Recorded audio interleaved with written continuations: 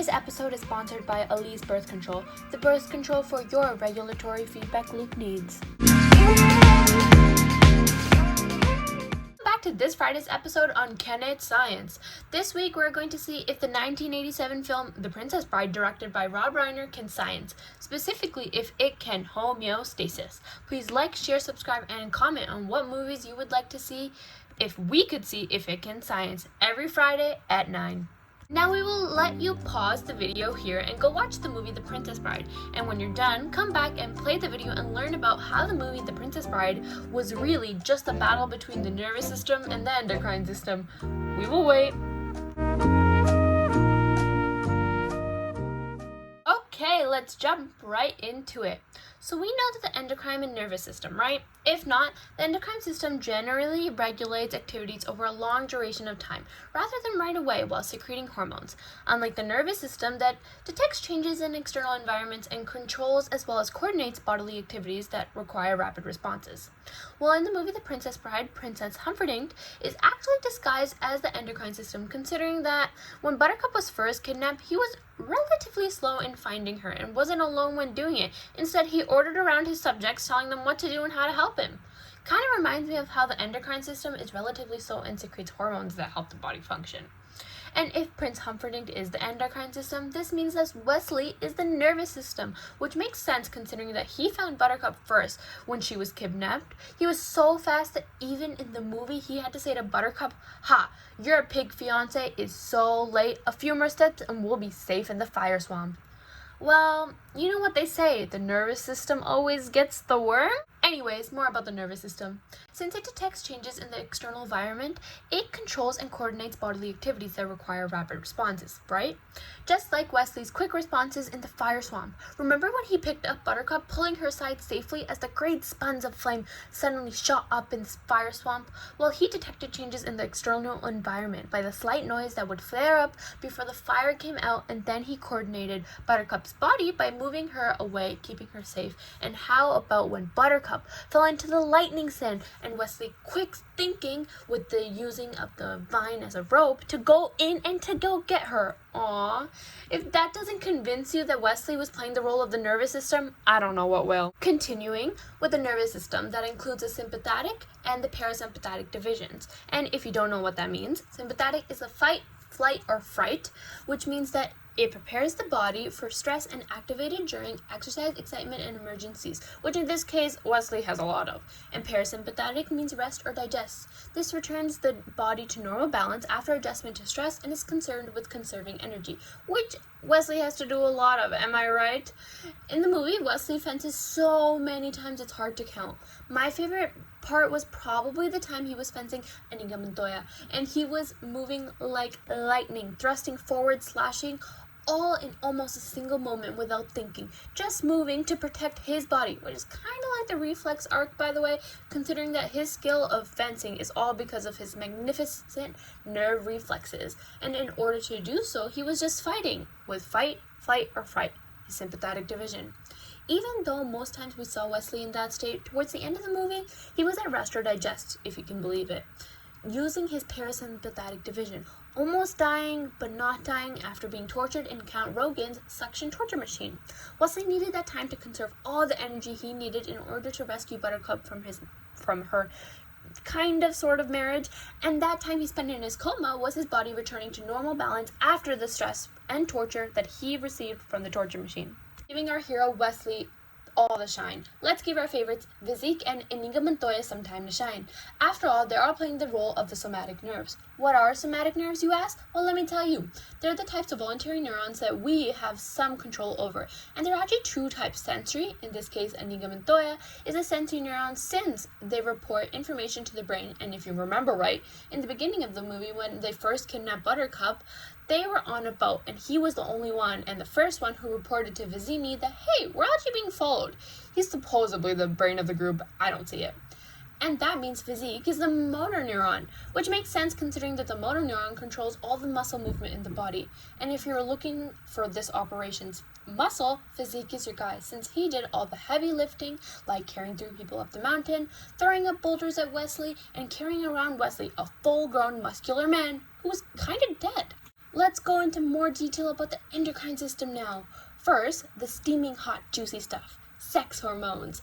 This movie should have just been called The Cluster of Sex Hormones because gosh, there was a lot. In the movie, Wesley compliments Buttercup by saying, "There's a shortage of breasts in the world. It would be a pity to damage yours."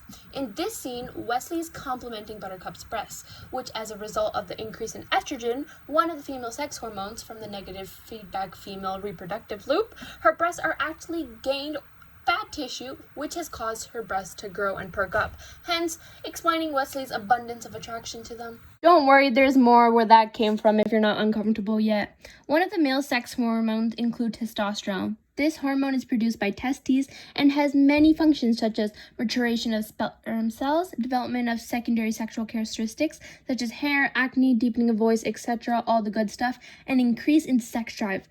We can tell you that Wesley and Buttercup's sex drive increased significantly. Was it when Buttercup and Wesley began their ultimate kiss, where since the invention of the kiss, there have been 5 kisses. They were rated most passionate, most pure. This one left them all behind. Or was it when Buttercup first found out that the man under the mask was her beloved Wesley, and she rolled down the hill after she pushed him off to give him the most joyous kiss when she was helpless? Or was it when Buttercup leaps to the bed, covering him with kisses, and Wesley's helpless, and she asks him, oh, Wesley, darling, why won't you hold me? But he couldn't because he was kind of dead, but he kind of wasn't. The list goes on, my friend. The increased sex drive was immensely prevalent throughout the whole movie. Now that we're talking about hormones, let's switch it up and talk about growth hormones. Growth hormones are a type of non-target hormone that affects many cells throughout the body. It is a type of protein hormone that influences the growth of long bones and accelerates protein synthesis. It is secreted from the anterior lobe of the pituitary. Low secretion can cause dwarfism, and high secretion can cause gigantism. Well, let's think back to the movie now. High secretion causes gigantism. That sounds like giant. We know a giant, Physique.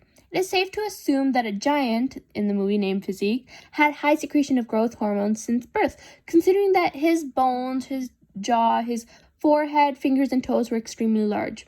This condition is actually also called acromegaly, which is a hormonal disorder that develops when your pituitary gland produces too much growth hormone during adulthood. And low secretion causes dwarfism, right?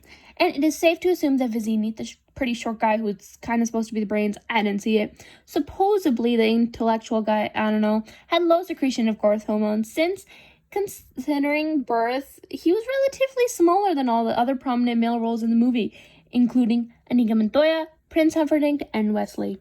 Our next hormone, the steroid hormone, these activate cells by attaching to receptors. They bind with the receptors to form a hormone receptor complex. This complex enters the nucleus where it binds with the target chromatin piece, which triggers the gene segment of the chromatin to turn on. Protein is produced, which causes change to occur. Now this happens in the movie. Let me tell you how. At the end of the movie, Buttercup jumps out of the castle into the arms of Physique. By doing this, she is binding to the receptor, forming a hormone receptor complex.